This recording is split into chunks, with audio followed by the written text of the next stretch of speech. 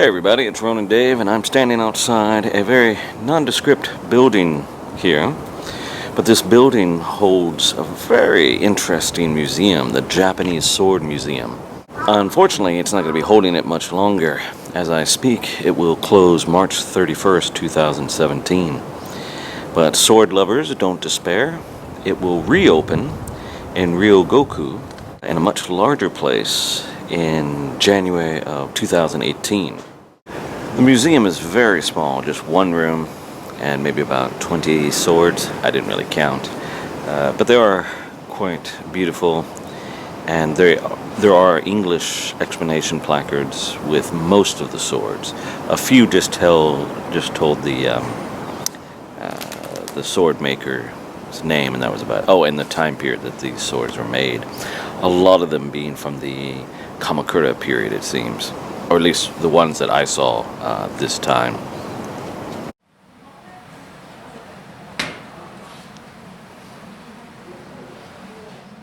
Nice thing about the museum is they let you take pictures without flash, of course. Though taking flash would be pointless anyway because everything is behind the glass. You just get like that big flash mark in your photos, but you know, some people are just really stupid when it comes to taking photos, so they have to tell them that anyway.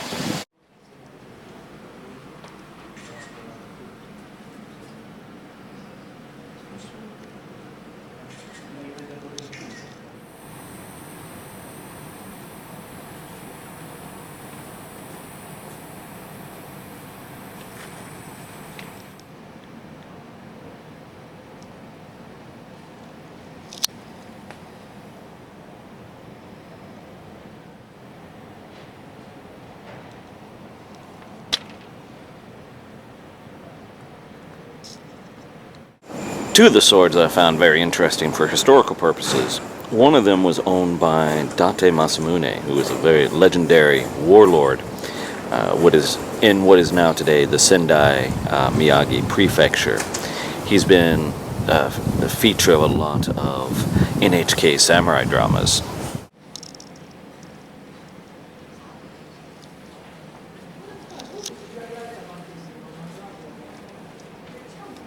The other sword of note was owned by the legendary warlord Uesugi Kenshin, who lived in the mid-16th century.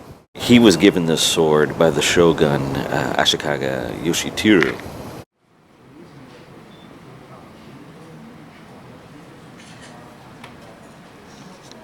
And I can't help but wonder if that sword that I saw, did it see action in battle?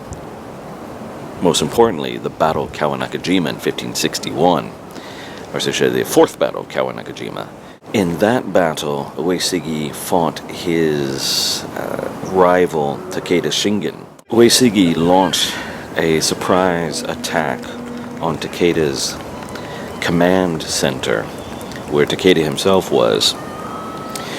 The story is that Uesugi, riding in on his horse, slashed at Takeda 2 or 3 times with his sword, and Takeda, taken by surprise, he only had his war fan, his iron-bound war fan, to defend himself.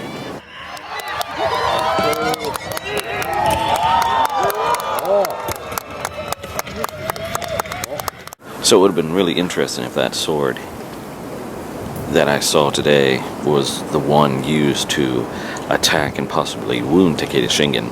However, I kind of doubt that, because the sword that Yoshiteru gave Uesugi Kenshin was forged in the late Kamakura period, 1320s I believe.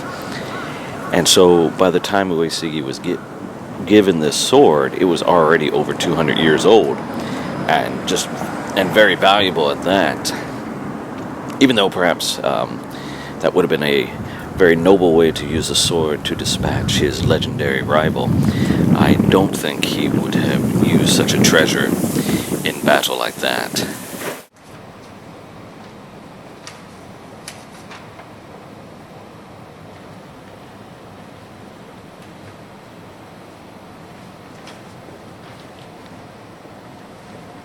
So the sad thing is, the museum is closing as of March 31st, but in January of next year they will reopen bigger and better. Let's hope. Anyway, so this is Ron and Dave. See you.